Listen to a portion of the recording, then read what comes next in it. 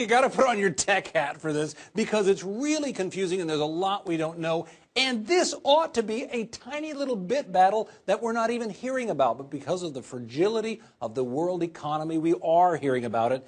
And people think it is a big, big deal.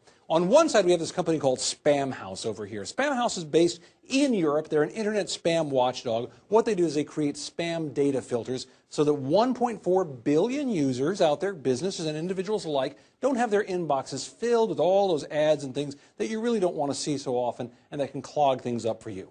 On the other side is this company that's based in the Netherlands called Cyberbunker. Cyberbunker is a web hosting service, and they were blacklisted by Spamhaus because Spamhaus said too many of the companies that they were hosting was sending too much of this stuff out.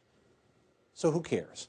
Nobody cares. It's two companies having a fight here. As long as it stays there, nobody cares. You have one company over here suffering because they've been blacklisted by this company. They struck back electronically, pouring data in on that company, trying to cripple its computers, or so it appears. Nobody cares. But here's why they care.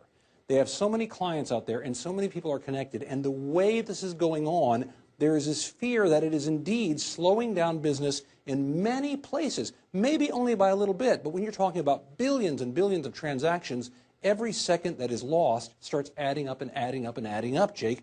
That's why some people are calling this the nuclear option out there. They're saying that even though this may seem like something that ought to be a bit battle, it is turning into something big and has the potential to be very big, Jake. Right now, Tom, there are reports that people's movies that they're downloading from Netflix are slowed. Is there any threat beyond that to people here in this country?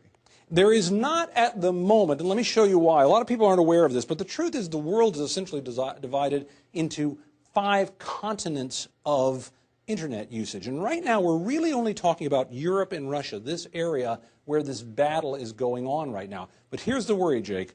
The nature in which this war is being waged right now, some are saying essentially is attacking the very structure of the internet. That's what's going on right now between these two companies. And we're not picking sides in this. We're just trying to explain it to you.